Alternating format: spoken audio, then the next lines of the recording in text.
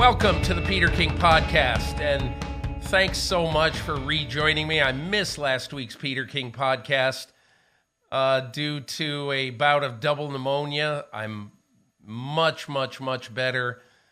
For those of you who remember the last couple of weeks of podcasts, I sounded a little bit like death warmed over. But anyway, I feel significantly better, so Myles Simmons and I are going to go sort of light on a couple of things that remain in the public eye a week and a half after the Super Bowl, from the Super Bowl. So we'll get into that in our first segment. We're also going to be joined by Patrick Mahomes. I had a 15-minute conversation with Mahomes on Monday of this week, and it was good. He was enlightening about motivation to three-peat. I thought he was excellent on the 4th and 1 play in overtime. You'll really learn a lot from why he did exactly what he did on that play. And the other thing that I think you'll learn about that and about him is listen to what he says when I ask him, so Sean Payton told me basically this is the first match point in Super Bowl history. And you had it. You go to the line. If you make the play, if you gain a yard or more, the Super Bowl continues. If you get stuffed, game over, you lose the Super Bowl. And I think you'll enjoy what his reaction was to that. I know that I did, and it says a lot about what makes Mahomes. In the second half of our pod, Myles and I are going to discuss some of the looming events of the offseason. What are the Bears going to do with the number 1 pick in the draft? And what should the Bears do with the number 1 pick in the draft? Should Caleb Williams absolutely unequivocally be number 1 in this draft? What should the 49ers do to finally catch up, for Kyle Shanahan to finally get over this hump? And Daniel Jeremiah is out with his mock draft this week. He's got 4 quarterbacks in the top 8 picks. Seems to make a lot of sense to me. So Myles Simmons and I will discuss it all. Myles, how's life? Life is good, man. It's weird not having football on Sundays anymore. I felt like I was going through a withdrawal. So I went to the movies. I was hanging out with friends, and that part of it was nice. The weather's not great here in Southern California. It is still raining. I thought we avoided that by being in Vegas for the Super Bowl. Guess we didn't. But other than that, man, I'm really, my head's still spinning knowing that a week from now I'll be sitting in Indianapolis for the combine. But the season just ended. Well, what do you mean? Like, how is that possible? Yeah. I always think it's one of the things that the NFL has done. I don't know how many people know this, but there's an old PR guy with the National Football League named Joe Brown. When I started covering the NFL in the mid-'80s, Joe Brown was the gatekeeper to Pete Rozelle, and he was hugely influential in the league. And it was Joe Brown and several other people in the NFL that decided to say, hey, why does baseball have a lock on off-season news in, between the time of the World Series and spring training? Why shouldn't we in the NFL have some tentpole events in the off season? And so that is essentially what has led to the combine becoming a major event on the sports landscape. It's what's led to the draft and the lead up to the draft becoming a major event on the NFL landscape. It's what has made things like the schedule release become really, really significant, and people look forward to that. And then obviously training camp is another one. But, I think people should credit Joe Brown for what has happened with all of these events. and the fact that nobody gets any time off in the off season anymore. But Myles, let's do a little bit of sort of distant Super Bowl wrap up now that we have had some time to think about it. We're not going to spend a lot of time on this, but there are three big things that I really wanted to get into just because I think they have all grown legs in the week and a half since the Super Bowl. And probably the first of which is Kyle Shanahan's decision in overtime to take the ball. And again, everyone is opined on this. Travis Kelce and a lot of Chiefs have basically made fun of the 49ers for taking the ball and all that. But I I actually spoke to two analytics people in the league and then an independent analytics person who I quoted in my column this week, who basically said, look, the NFL's done a great job in writing the rules of overtime for playoff games to make it incredibly equal to both sides. And he said, if push comes to shove, if I had to make a choice, I would have done what Kyle Shanahan did. This is a guy who's contracted to work for 5 NFL teams, who shares his data with them.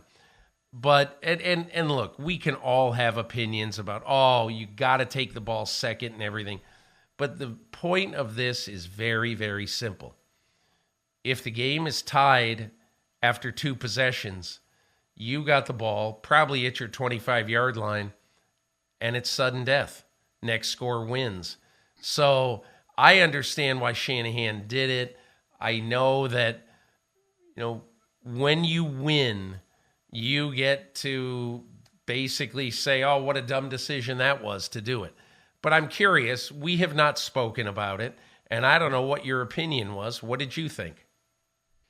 Well, I understand it from Kyle Shanahan's perspective, because if you take it first, then this is something you sort of brought up in the intro to this, right? You have an opportunity to have a match point and get off the field, and then you win. Now, is that more difficult when you're playing somebody like a Patrick Mahomes in the Kansas City Chiefs offense? Absolutely it is.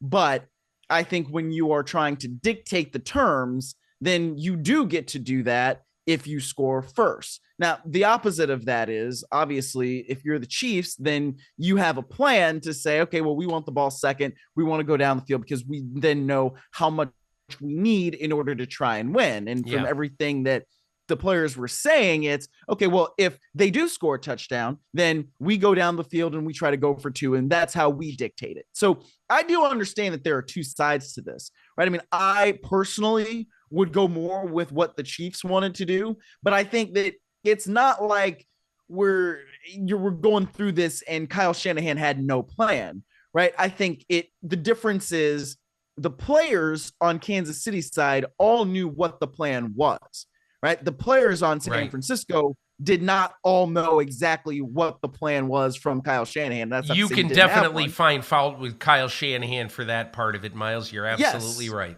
Yes. Yeah. And so that's where I think the difference is in sort of the mentality once you get into the overtime, right? I mean, if you got Kyle Juszczyk, who's been on this team for a long time, one of the team leaders, and he says, oh, if we score a touchdown, the game goes on. I didn't know that. And he's on the field saying that, like, that to me is a little bit of a problem. Whereas on Kansas City side, everybody knew, okay, this is what it is. This is what we're doing. This is how we're going to go win. That's where I think we find fault more than the decision in and of itself. Yeah, I would agree with you totally. When you have 2 weeks before a game to prepare for this game, and you have meeting on top of meeting on top of meeting, you need to spend a half hour one day to explain the rules of overtime. And Myles, how many people in the media, I can't tell you how many emails I got to my column that said, I can't believe how calm and relaxed Kansas City was in the last minute of overtime. What's wrong with them? Why weren't they using their timeouts? And people just didn't understand. Even though I thought Jim Nantz did a very good job. When I rewatched the game, Nantz did a good job of explaining essentially that it was a brand new game. You played until the game is over. Yeah, you had a clock running, but it didn't matter. It's just like it's the end of the first quarter and you're going to the second quarter. There's that. The one final thing I would say about this decision, San Francisco defense was on the field for 39 snaps in the second half, including 11 snaps right before the flip of the coin. Now, the 49ers did go out and kneel on it. I think if I'm not mistaken, Brock Purdy just kneeled down on the last play in regulation. Mm-hmm. So, but still, that defense, and look, you would have to ask each player at the end of the fourth quarter, were you gassed? Did you need a break? I could just imagine, Miles, it's just me, but I could just imagine if the 49ers went out there and the Kansas City Chiefs just went right through them like they're not even there. I can just imagine all the criticisms of Kyle Shanahan, basically with people saying, don't you know your own team? Your defense was gassed. That's why they were paper mache at the start of overtime. So anyway, look, much has been discussed about that. I think we both gave our opinions there and blah, blah, blah. So I have one big problem right now, and it's going to lead into what I'd do if I were the 49ers entering this offseason. And that is the 49ers have some desperate needs on that team, but nowhere, not desperate, have some big needs on that team, but nowhere, in my opinion, is it bigger than on the offensive line. So Next Gen Stats, who I have used all of this year, had a great stat that they gave me after the game, and that was this. The San Francisco 49ers allowed 9 unblocked pressures of Brock Purdy in this game. Now think about that for a second. Okay, Kansas City led the NFL this year in most unblocked pressures generated by their defense. The most they ever had in a game all year was 7. In the Super Bowl, they had 9, including 2 of the most important plays of the game. Play at the end of regulation when Trent McDuffie came in unblocked at the 2-minute warning, deflected the pass, caused the 49ers to kick a field goal, leaving Kansas City all the time in the world to come down the field and to tie it and to send it into overtime. That's number 1. And then obviously on the 3rd and 4.5 at the 9-yard line in overtime, where Chris Jones comes in unblocked. The guard and the tackle totally got confused on the right side of the line. He comes in unblocked, and therefore he causes Brock Purdy to not be able to take the time to hit what would have been a wide open Juwan Jennings. So that, to me, if I'm looking at sort of a global story for the 49ers coming out of that game, I thought their offensive line killed them. And that really was bothersome, in my opinion, as you consider why they didn't win this game. Yeah, Peter, I would put the McDuffie pressure almost more on just Spags out scheming Kyle Shanahan in that particular spot. And I remember thinking coming out of the 2-minute warning, right, the Chiefs need to get a free rusher here. That's the only way that you're going to be able to stop whatever this play is if you get the free rusher. And McDuffie did an incredible job of disguising it. And then he comes in and, he messes up that play. He blows that thing up. That I think is a great job and a great call by Spags, and something that, you explained really well in the column. But the Chris Jones pressure there in overtime, that one, to me, that cannot happen. You cannot have a free rusher coming through the interior of the offensive line on that particular play. Absolutely, it's inexcusable. And so that's where, I think that you need to be able to do something there where you can say, let's take a look at the offensive line and why this kind of miscommunication would happen in this big of a spot, because that's not something that you would expect, right? I mean, Kansas City does a great job of getting free rushers, but at that point, you need to know where 95 is at all times. And if he's going to blow up the play, make him earn it. I mean, he can do it anyway. Yes. But if you allow him to, if you just open the gate and allow him to go through, I mean, well, what the hell do you think he's going to do? It's going to end up like that. So, the McDuffie pressure, that one's tough, but the one in overtime with Chris Jones, that one's inexcusable. I'll tell you what I love about the McDuffie pressure. I spoke to Steve Spagnuolo on Saturday, so 6 days after the game, and he said to me, he said, Pete, I got a good story for you. I said, good. I love good stories. And he proceeded to tell me that he had one call, which basically was the call getting pressure with 4 that they did on the Chris Jones rush in overtime, where he comes in unblocked. He said it was going to be that play was going to be the play we were going to use. But the 49ers got it down to the 2-minute warning, and I started to think to myself, and I said, I might like this play better where we design it for McDuffie, hopefully to come in unblocked, depending on how else we rush the 49ers on that play. And so he said, we're the time is going down in the 2-minute warning.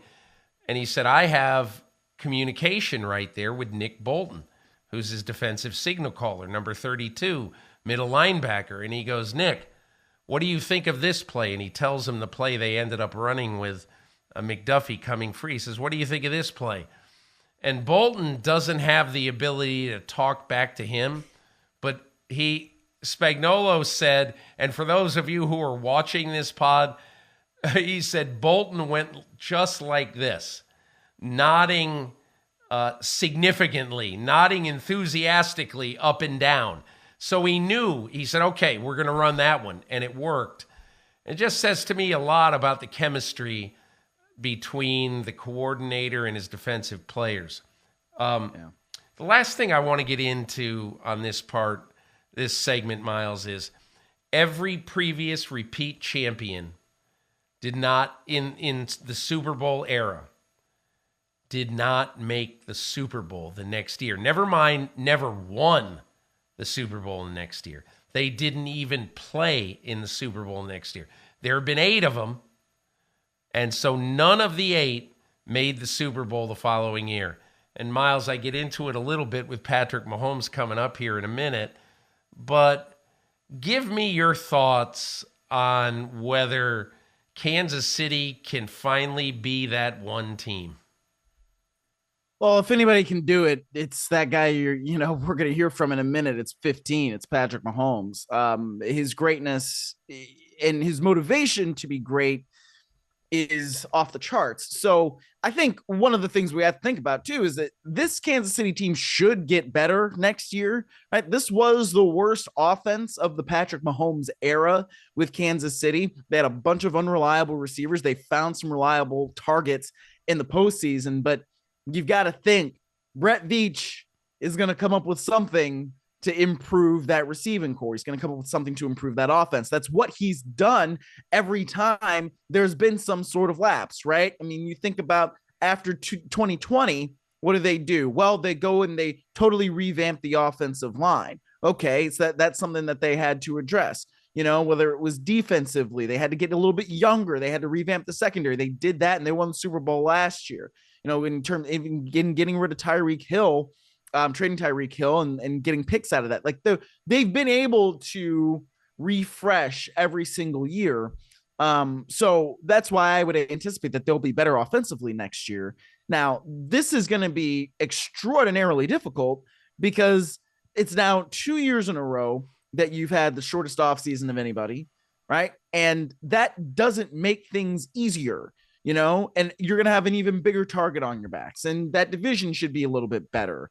So it's not going to be easy, but I think that if there's any team that could do it, yeah, it's the Chiefs, and I would at least expect them to be in the postseason next year. And once you get there, all bets are off, as we saw this year. Myles, a couple of things about what faces Kansas City and what Kansas City has accomplished. So I remember the day 22 months ago that Tyreek Hill was traded to the Miami Dolphins. And when he went to Miami, there was a lot of, I would say, hand-wringing in Kansas City. Who's going to replace Tyreek Hill? And do you realize that over the last 2 years, Kansas City, and now think of this too, the season is 17 games long now, not 16. Right. But in 2 complete seasons, Kansas City has not had in either season a 1,000-yard wide receiver and has not had in either season a 1,000-yard rusher. Mm-hmm. So what this says to me, as this team has gone 7-0 in the playoffs, 32-9 overall, obviously far and away the best team in football over the last 2 years. What it says to me is that, and again, with all due respect to Tyreek Hill, because he is a tremendous football player, part of having Tyreek Hill on your team is also trying to figure out ways every game you're going to get him the ball. Yes. And that has changed. And look, not necessarily for the better all the time, but it has taken a little bit of a mental toll away from Patrick Mahomes, because he knew, Andy Reid knew, if you don't get Tyreek the ball, sometimes he's going to have little mini tantrums. And that now has gone away. And even though there isn't a superstar receiver on the team, you have a great tight end, you have a really good at times running back when he's healthy in Isaiah Pacheco, and you have a burgeoning, very good player, if not star, in Rashee Rice. So I think they got a shot. And of course they have a shot. But I think particularly if they are able to bring this team back close to what it was, and if Travis Kelce can have one more year near his peak, then I think they have a legitimate, definite shot to win. And Myles, we're going to take a break right here. And then on the other side, we're going to get to Patrick Mahomes. But I think you're going to enjoy listening to Mahomes just from the standpoint, he's had a few days to veg out now after being in Kansas City. He's home in Texas with his family. And I'm glad I waited a few days. I wanted to talk to him last week. I never got him, so I got him on Monday. But after this break, you're going to hear my conversation with Patrick Mahomes.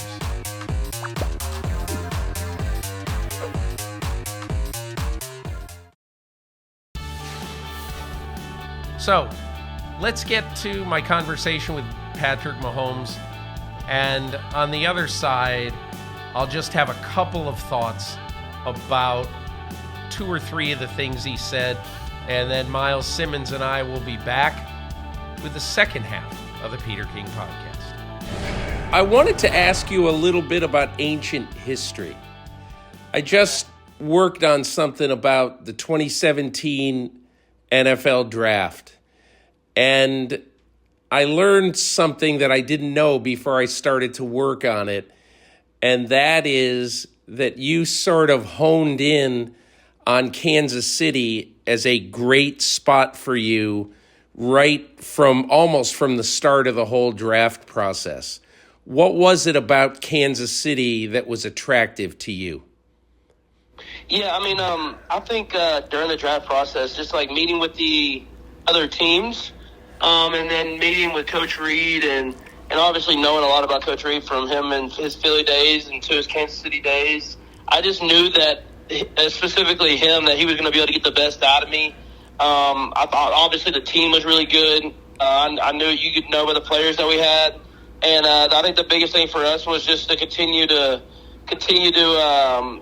find the right spot for me to build the best future for me. And obviously I knew Alex Smith was a great quarterback, and I probably wouldn't start from the beginning, but I felt like it was the best place for my future and getting the best out of me.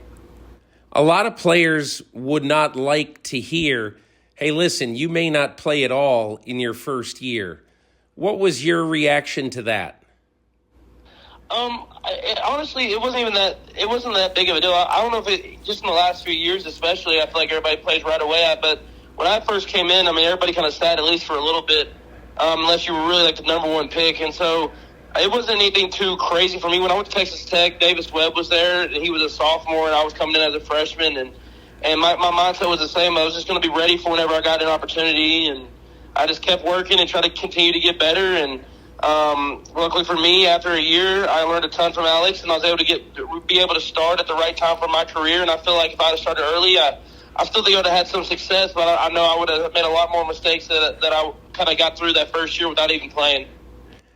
What do you think people in the NFL, those who scouted you, a lot of the draft analysts, what do you think people mostly got wrong about you coming out of Texas Tech? I think the biggest thing was it was never the talent. I think it was the work ethic part of it. I feel like they didn't think I was going to be able to put in the amount of time that I've put in to develop my skills and get better and better at the quarterback position. I just saw it firsthand. I know it's kind of documented. I saw it so much firsthand of the great players and how hard they work to stay great. And I kind of made it a thing with me, and I want to just continue to work hard and see what I can get out of it. And honestly, I feel like in college I could have probably done it even more, and I think we'd have won more football games. But once I got to the NFL and I realized that, I mean, this is a business, and a lot of these GMs and coaches put their neck on the line for me. I knew that I really needed to turn it up even another step and make sure that they made the right decision when they picked me. And I think that's kind of where my game kind of really boomed. A lot has been said about the time after you lost to New England in the championship game of 2018 in Kansas City and the time that you spent with Tom Brady afterwards. And Andy Reid basically told me that, Brady sort of handed you, the throne a little bit to the NFL. And I want to know what you thought about that time you spent with him after the game and what really sticks out to you about those moments. What really sticks out to me, I think it was just I'd worked extremely hard that year, and probably harder than I'd ever worked in my life, just to get into that position. And obviously falling short, I was very disappointed, and I mean there was tears in that locker room, and we thought we had the chance to win the Super Bowl that year, and we had fell short. And I think just after stuff had calmed down, and I was kind of just walking through the back tunnels at Arrowhead that you know what I'm talking about, and he grabbed me and he kind of pulled me to the side. And all he really said was that he goes, "You're doing it the right way." He's like, "Just continue to do it the way that you're doing it." And I think that for me was kind of that stamp of approval of I'm going to continue to work this hard. I'm going to continue to try to make my game even better and work and keep going, because if he's saying I'm doing it the right way, then that's the guy that you want to be saying that. And him seeing that from the other side of the football field and seeing that the hard work I put in and how I've developed in a season, I think that just kind of carried me to have that mindset the rest of my career. And I'm never satisfied with where I'm at. I want to continue to keep growing and continue to give ourselves chances to win football games. You probably remember this, if only slightly, but I talked to you after that game in Germany this year. You played Miami, and you guys were not playing well on offense. And you said to me on the field, you said, "Hey, believe me, we're going to get the offense straightened out. We're going to be good." And then afterwards, I walked up to you in the locker room, kind of fist bumped you and said, "Hey, listen, I appreciate you doing that on the field after the game for NBC." You said, "Yeah, hey, no problem." And you said, "Hey, by the way, I meant what I said. We're going to figure it out. We're going to be good on offense." And look, this was not your best offensive year, but I always think That is the way Brady thinks. It really is. It always was. He didn't care who was out there. He didn't care what the names of the guys were. If he had enough practice time with them, he was going to get Chris Hogan and Malcolm Mitchell to play at a Super Bowl caliber level. And that moment kind of reminded me of Brady with you saying, hey, listen, I'm going to make sure we handle this. We're going to get the offense right. Yeah, and I think for me in that moment, and kind of throughout the entire season, even when we were struggling, it was our defense is a championship defense, and I didn't want to squander that. I mean, obviously we weren't having the success that we had offensively, but I knew if we could just get just a little bit more out of each and every person, that we'd be able to score enough to win at the highest level. And I had seen the defense and how they were developing, and knew as Spags has always done, his defenses get better as the year goes on. So I knew that we were going to be in the playoffs and be in every game. We just had to do enough offensively, and I think the biggest thing for us was just continue to work at it, continue the process, and I have ultimate belief in everybody in that locker room. I mean, every single year, I know it's a challenge. I know you have to continue to build and kind of restart. But whenever you go through the training camps that we go through, you go through the practices that we go through, and how hard everybody works, there's no other choice than to win. I mean, no other choice than to go out there and put it all on the line and give everything you have. And a lot of times that means winning. And I think it just comes to the culture that Coach Reed has kind of set. And for me, I'm always going to believe in those guys, even after the game's over. I want to ask you about one play in the Super Bowl. And I was talking to Sean Payton about this the other day, and he brought it up, and he said, I can't get over the 4th and 1 play. He goes, do you realize that's the first time in the history of the Super Bowl that it was match point? Either you make the play and you go on, or you don't make the play and you lose the Super Bowl. And, you know what I'm talking about, obviously, 4th and 1, 6:05 left in overtime. You're at your own 34. San Francisco's got a 3-point lead in overtime. I want to know, you guys called a timeout. I want to know what happened in that timeout and then what happened in the huddle before the play. Yeah, I wish I could take all the credit, but it was kind of crazy. So we were going through our plays. We were trying to decide if we were going to go run or pass, and we had a couple of run plays kind of dialed up, and we'd already obviously had a lot of short yardage situations in the game, and we were trying to find that perfect play. So I was thinking of passes because I wanted to pass it, obviously, and had the ball in my hand. And it was actually MVS that came up to the huddle on the side, and he kind of just said, hey, let's go with slide keys, which is wild because it's not even a play designed for him. It's really designed for Travis and Rasheed. And when he said it, it clicked to me. I was like, that's it. That's perfect. And then what does it mean? What exactly does it mean? And so what it means is kind of a bootleg play where I fake a run and I get on the perimeter, and there's kind of a throw to Trav as he's sliding across. We have two guys, I think it was MVS and Rasheed, going across the middle trying to cause some disturbance, some interference type stuff. So Trav could outflank, and I liked it because it gave me the option to throw it to Travis, it gave me the option to throw it to Rasheed, and it gave me the option to run. And so I told Coach, I was like, hey, let's call this. And obviously, I'm not, that type of play we want to be man coverage, but I told him if it's not there, I told Coach if it's not there, I'm going to run for it. And so he trusted us to go out there and call it, and it was zone coverage. And once I kind of got outside and I saw room to run, I just went and got it. What exactly in the huddle do you recall thinking? Do you recall thinking if we don't make a yard, we've just lost the Super Bowl?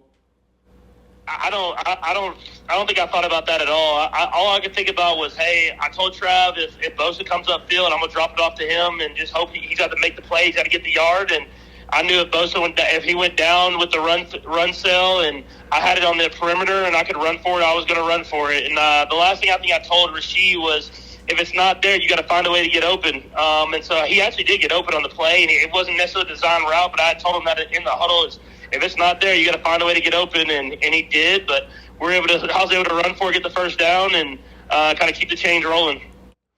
So, two other things. One, having to try to win 3 in a row. No NFL team has won 3 titles in a row since the Green Bay Packers in 65, 66, 67.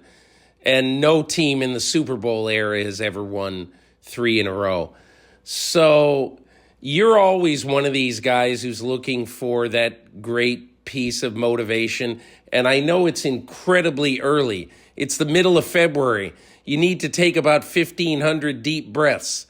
But have you thought about how difficult this is going to be? Yeah, I mean, it's always extremely difficult. I mean, honestly, like every year to me is a new year, and I know how hard it's going to be to get to the Super Bowl by experiencing it. I mean, I've gotten there and I've won it. I've gotten the AFC Championship and lost, Super Bowl and lost, and it takes a lot of different things. It takes health. You pray that you're healthy all year long, not just yourself, but your entire team. It takes the guys' motivation around you. I mean, everybody's got to be motivated to be their best every single day, and you have to fight that complacency of we've won 2 Super Bowls in a row. We've played the most games out of anybody in the last 5 years, and guys are going to that summer session ends kind of quick. You're in OTAs out of nowhere pretty quickly here, and then it takes everybody's best. I mean, I think when you have that target on your back every single week, it can get tiresome of having to go out there and be your best every single week. And I think you saw that this last year, and it's going to be even amplified even more this next. And I'm sure that the offseason, a lot of the AFC teams are going to try to keep building to beat us, and there were already some great teams this last year. So it's going to take everything that we have. Right now, I think all you can do is we kind of strip back. You go back to day one. You go back to the fundamentals. You try to get better there, and then as the season goes on, you try to build. And so you're ready to go that first week of the season, and you kind of carry that momentum into the hope for the Super Bowl next year. Here's the 2 odd things about winning 3 in a row. No team in pro sports has done it since the Lakers in 2000, 01, and 02. Nobody in baseball, nobody in basketball, and obviously nobody in football since then. And the other thing is, no team of the 8 previous ones that won 2 in a row even got to the Super Bowl in the 3rd year. So you've got the challenge of challenges in front of you. And I don't know what I have a feeling you're probably going to like it. No, 100%. I mean, how can you not? I mean, I think in anything in life, really. But for me in football especially is you love the challenge. It gives you the motivation every day. It gives you the right push whenever you don't feel like working out in the off season, or it gives you the right added fuel whenever you're in season and you might have to study a little bit longer. I mean, that's the stuff that you want. The complacency is where you kind of lose stuff, is when you're satisfied with where you're at and you kind of just relax and don't have that same motivation. But that motivation to me is like what I kind of live off of. That stuff right there is stuff that when I'm done playing football, I'm going to find in something else, because that gives you the motivation to be the best you can be every single day. Back on the podcast, really glad that Patrick Mahomes was able to give us some time this week. And I had 2 basic thoughts after listening to him. And then I want to bounce one thing off Myles based on what he said. I was so interested in hearing him discuss 2 things about the 4th and 1 play. Number 1, that Marquez Valdes-Scantling is the guy who came up with the idea for the call. And as you heard Mahomes say, it was not a play for Marquez Valdes-Scantling. So he brought up a play that could be the winning lead to the winning touchdown in the Super Bowl on 4th and 1. It could also be their last play of the season. But Marquez Valdes-Scantling had the presence of mind to say, I think the best play is the play that we either throw it to Rice or Kelsey, or Patrick, just take it and try to get that yard or more. That interested me. But Myles, maybe even more, is when he said, when I asked him about, what are you thinking? Are you aware that if you don't make this yard, the game is over and you lose the Super Bowl? And his words were so interesting, and to me say so much about Patrick Mahomes. I never thought of it. That really didn't cross my mind. And Myles, the reason why that interests me so much is that here we are, you and I, sitting in the press box at this game, watching it, saying, holy crap, this 4th and 1, this is for all the marbles. Patrick, what can you come up with? And if you don't come up with it, you guys are the losers of the Super Bowl. And Mahomes saying, never really entered my mind. And here's what that says to me. It says, don't worry about the stuff that has no bearing on whether you're going to succeed or fail on this play. It can't help you to think, oh, boy, if I don't make this, our season's over and I'm a bum. It doesn't do you any good to think about that. And I wonder, how does that hit you? In sort of the same way, it strikes me as indicative of the kind of champion that Patrick Mahomes is, the kind of person that he is, where it's in the kind of competitor that he is, where, look, all we need to do is take care of what's in front of us. And if we do that, then we're going to win. Right. And that's the kind of attitude that he's had, basically since he started playing and since we became aware of him. And it's the kind of confidence that rubs off on everybody else so that they then think, yeah, we just need to follow this guy and he's going to lead us to where we need to go. And that, I mean, it's so interesting because, I think about tennis players, and you go with me here, as like some of the most mentally strong people that have to go out and play and win, because there's nobody else you can rely on when you're out there. It is you, a tennis ball, and the other person. And so if you have a match point, right, and you need to save it, well, then who else is going to help you but you? So you have to be that mentally strong in order to kind of block out everything else and then say, all right, this is fine. I've got this. And in this particular case, that's kind of what Patrick Mahomes had to do. You have to block everything else out. You just got to make the play and you got to keep going. And then when you do those kinds of things, it snowballs and it builds into that sense of inevitability that I think we all kind of feel as an audience when we're watching Mahomes. But I guess if you play with him, then there's also that sense of inevitability because he's that confident and, it comes from within, from somewhere, that he just says, yeah, this is just what we're going to do. We're going to do this and it's going to be fine. And that other stuff, maybe losing, like, yeah, I'm not thinking about that because that has nothing to do with what it is that we have to do on 4th and 1 right here, which is just get that yard and keep going. Myles, I always just really enjoy listening to Mahomes because I'd say 70% of what he says is on course with what a franchise quarterback should say. And it's got an air of predictability. Mm-hmm. But there are some things, one of the reasons why I enjoy talking to him is that he gives you real information. If you're asking the question kind of the right way. So what's going through your mind exactly on that 4th and 1? And that's one of the reasons I think he's one of those guys. There are some people, players, coaches, who really don't help you do your job. They want to be as vanilla as possible, and they want to shut up, and they hope that you say, hey, thanks for the time, see you later, and you're gone after 3 or 4 futile questions.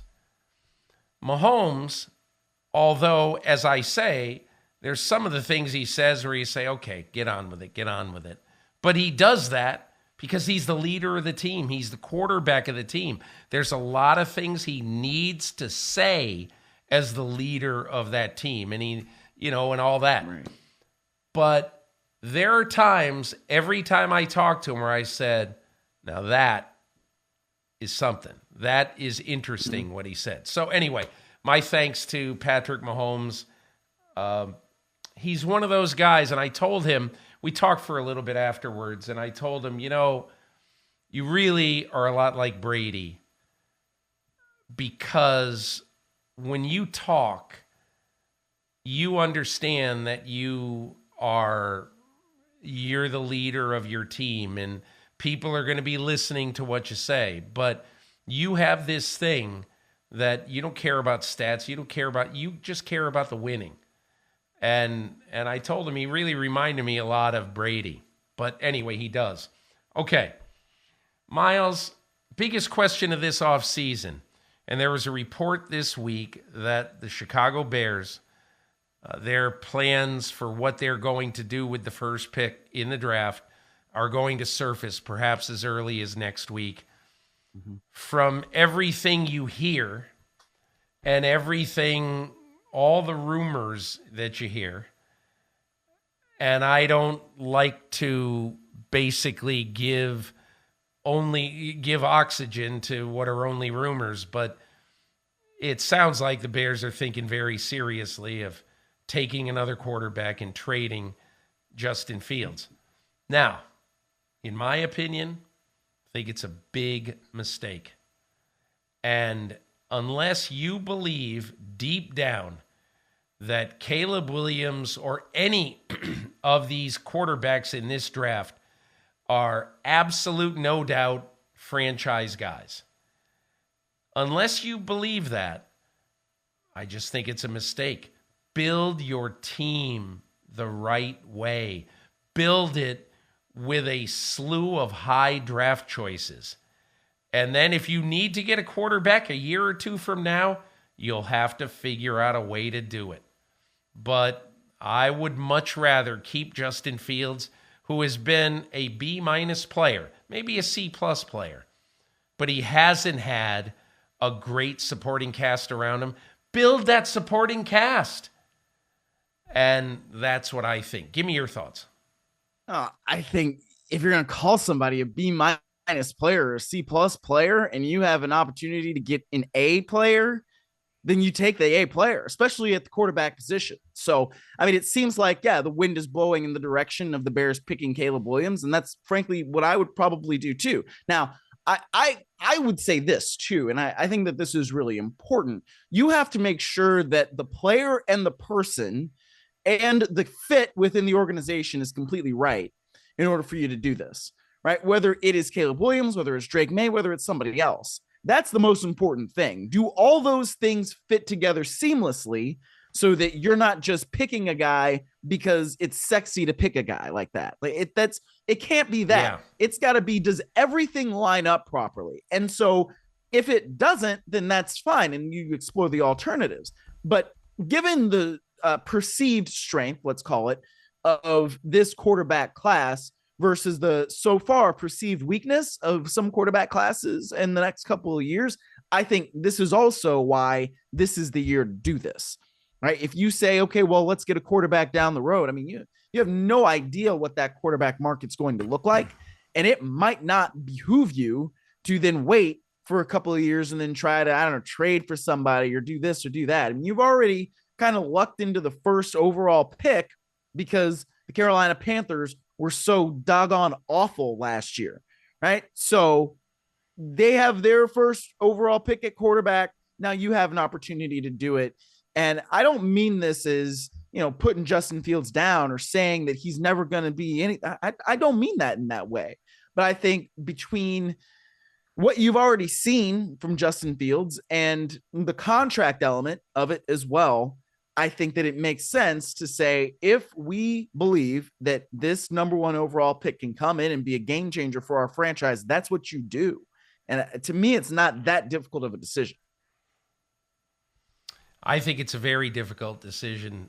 And one of the reasons is, as you said in the start of your answer right there, that, look, if we knew Justin Fields is a B- player, if we think that's what he is, and you can get an A player, I couldn't agree with you more. But is Caleb Williams an A player? There are a lot of people who think that he is. And Myles, I talked to one general manager of a team that has a top 10 pick, just kind of shooting the breeze with him the other day. Mm-hmm. And just asking, what do you think of the draft? I wasn't writing about it. And I said, obviously you've scouted the quarterbacks. What do you think of Caleb Williams? You know what the first thing out of his mouth was? He said, that was kind of interesting. See, Caleb Williams went to the F1 race in Monaco before last season. And it was just, when somebody says that to me, it says to me that they've really studied this guy as a person. And it was clearly to this guy a negative, which I don't necessarily think it should be. People can do whatever they want in the offseason, and especially today with NIL money, Caleb Williams can afford to probably fly first class with his girlfriend over to Paris or wherever you fly to get to Monaco and to go and have a good time. I'm sure he has the money to do it because he's made a lot of money in NIL. But having said that, those are the kind of things that are different about scouting players today. And there's one other thing that I would say. It's one thing to say, his 2022 season was far better than his 2023 season. Why is that? What happened? What's the story? Why did he come totally unglued against Notre Dame and a heavy pass rush? Why? Those are questions that have to be answered. And I think one of the interesting parts of this is he gets drafted by the Chicago Bears. That's a franchise, and I don't mean to kill the Bears. I really don't. But let's face it, Miles. Chicago is a franchise where quarterbacks have gone to die. That's it. That's all there is to it. It has not been a good place for young quarterbacks. And look, every quarterback who goes to a new team and who is drafted, high in a draft, everyone, I shouldn't say everyone, the vast majority go to teams that have significant questions on the offensive line. That is what would bother me if I were a team taking any quarterback, quite honestly, before I had everything set on my offensive line. And that's one of the reasons I would much rather fix my team and I think I've got the quarterback in Justin Fields, but if a year from now we don't think we do, at least we have the infrastructure to go out and figure another way to go get one. Because, Miles, if they trade this pick, let's think of one thing, all right?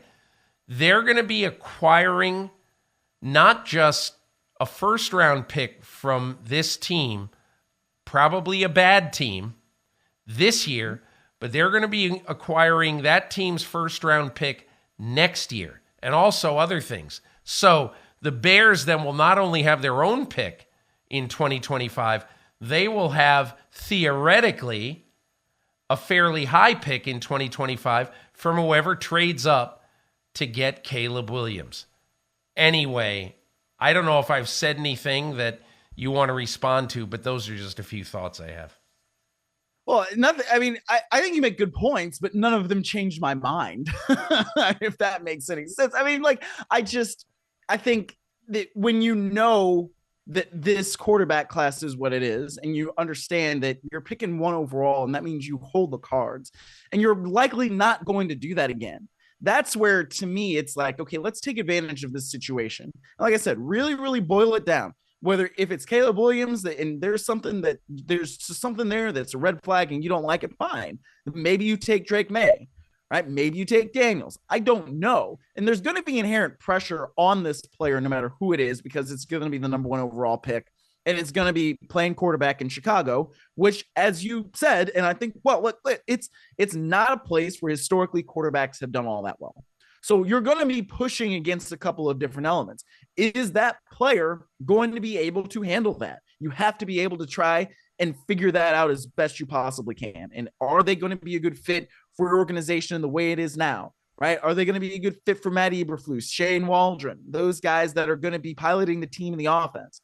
So there's a lot that goes into it, but I just feel like if you think you can get an A player, and you think right now what you've seen for a few years is a B- or C+ player, then you have to go with the player that has the higher ceiling, because I mean, build the team. Yeah, that's great. But your quarterback has to be able to lead the team, and it has to be able to make the plays, and it has to be able to make the throws, and it has to be able to do it consistently. And if you haven't seen that demonstrated by a player that's been a professional for years already, I mean, I don't, maybe that player might need to change the scenery and that could help him. But I just think, especially with the way the contract implications are for quarterbacks, you got to reset there in some way and get somebody in there who you really believe in. Myles, I guess my belief is that, quite honestly, I'd rather have, and I'm not going to change your mind, and I don't intend to, but I would rather have a B quarterback on my team. I'd rather have a B quarterback on my team with A- infrastructure all over the offense. And that's how I think is the best chance for the Chicago Bears. However, all right, in our remaining time, there's a couple of things. I have great respect for Daniel Jeremiah. I think he does a fantastic job. He's out with his second mock draft this week. And I'll just, let's run down the top 8, okay, in Daniel Jeremiah's draft, okay? Number 1, Chicago Bears, Caleb Williams, quarterback. Number 2, Washington, Drake May, quarterback. Number 3, New England, wide receiver Marvin Harrison. Got a lot to say about that. Number 4, Arizona, wide receiver Malik Neighbors of LSU. Number 5, Chargers, Joe Alt, Notre Dame tackle. Number 6, New York Giants, Jaden Daniels, quarterback from LSU. Number 7, Tennessee Titans. And I'm totally going to screw up this name because I've seen it, but I have not heard it pronounced. Olumide Fashanu, the Penn State offensive tackle. And no, I'm not going to say it 3 times fast. Number 8, Atlanta Falcons, J.J. McCarthy, Michigan quarterback. So the biggest takeaway I have from this, other than I don't think anything here is outrageous, outlandish, anything. However, I've been curious over seeing everybody picking New England right now anyway. And look, the draft is 9 weeks away. How does anybody know anything? But I've been curious about seeing everybody give New England Marvin Harrison Jr. Not that I question the skill of Marvin Harrison Jr., but unless the Patriots pick a name, Kirk Cousins, Russell Wilson, I don't know who else, in the offseason at quarterback, and who knows, they may. But unless they get a quarterback who they think for the next 3 years is their guy, Patriots are not passing on a quarterback at number 3. I think the only way they would pass on a quarterback is if they traded down 4 or 5 spots, knowing that whether it be J.J. McCarthy, Bo Nix, Michael Penix, I don't know. They might love somebody else. But give me your thoughts on that top 8, Myles Simmons, and what jumps out at you. Well, first of all, I think it's worth pointing out that Jeremiah says he doesn't do trades this early, in his mock draft season, which I think makes perfectly good sense. And, he does so many of these things, and they are all, very informative. As I also have just great respect for DJ and what he does. But I find it interesting that there are so many quarterbacks in the top 8, and JJ McCarthy being one of them. That's where I'm like, that's interesting. I mean, I don't know. I don't study the quarterbacks as he does over the course of the season, or really any of the college players over the course of the season. And, as I alluded to earlier, it's been a week since the Super Bowl, and I got a week until we go to Indy. And that's kind of what it's like. All right, let's dive in to what draft season is. But I think that when you have a perceived quarterback class of strength like this one, yeah, you could see a lot of those guys going in the top 10. But I tend to agree with you on Marvin Harrison Jr. also with the Patriots. I think that he is a great player, and I watch Ohio State because I'm from Ohio, so I know how good he is. But when you're looking at what New England kind of needs, quarterback situation is something that you would have to think that they'll address. And I could see them bringing in somebody as a bridge guy like a Jacoby Brissett because they hired Alex Van Pelt. He was with the Browns and Jacoby Brissett was with the Browns. They know each other a little bit because of that, and Brissett obviously drafted by the Patriots. So I could kind of see that homecoming and him being a bridge guy if they feel like they need that. But that's just a position where if you got Mac Jones, Bailey Zappi, and it's like question mark, you have to do something to reset at that position. And I think drafting a young guy and potentially sitting him for a while until he feels comfortable, that's something that they could do. I'm going to find it very interesting to watch the Atlanta Falcons in this offseason because obviously Raheem Morris brought Zach Robinson with him from the coaching staff with the Rams. And now Zach Robinson, I think, is going to be the leading voice, along with general manager Terry Fontenot, to determine how these quarterbacks get stacked on their board and whether one of them is worth taking at number 8. And Myles, I think we both agree the Atlanta Falcons absolutely should be thinking seriously and barring an upset or 5 quarterbacks being picked in the top 7, I think the Falcons absolutely have to go quarterback at 8, don't you? Yes, and unless they go out and they acquire one, like the guy we were just talking about. Unless they get Kirk Cousins, Justin you're Fields. Right. Yeah. Or Kirk Cousins, right. Yes. Yeah. Yeah, or Fields, yeah. So it's going to be really interesting to watch. And look, just remember, Kirk Cousins' wife is from Atlanta. Mm-hmm. Kirk Cousins and his wife, Julie, spend a lot of time in the off season with their kids' grandparents in Atlanta. Very fond of the area. You never know. But I think this is all in the hands of Kevin O'Connell, Kwesi Adolfo-Mensah, the general manager, and I think that is going to be one gigantic domino to fall probably by the middle of March. Myles, you're going to the scouting combine this year. I am not. So tell me, when are you going to the combine? I will be there Monday afternoon, and I will leave Friday evening after we talk to the quarterbacks on Friday morning. So I'm excited about that. Okay. So why don't we just figure that sometime on Tuesday, after you have a little bit of knowledge, let's record the podcast. We'll have you on from Indianapolis, and we'll have a nice little chat. Sounds great to me.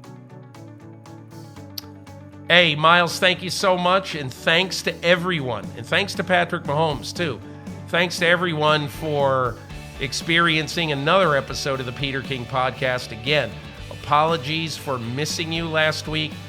I hope in jamming in 2 podcasts into one that we really made your football lives just a little bit better. Have a great week, everybody. We'll see you next week.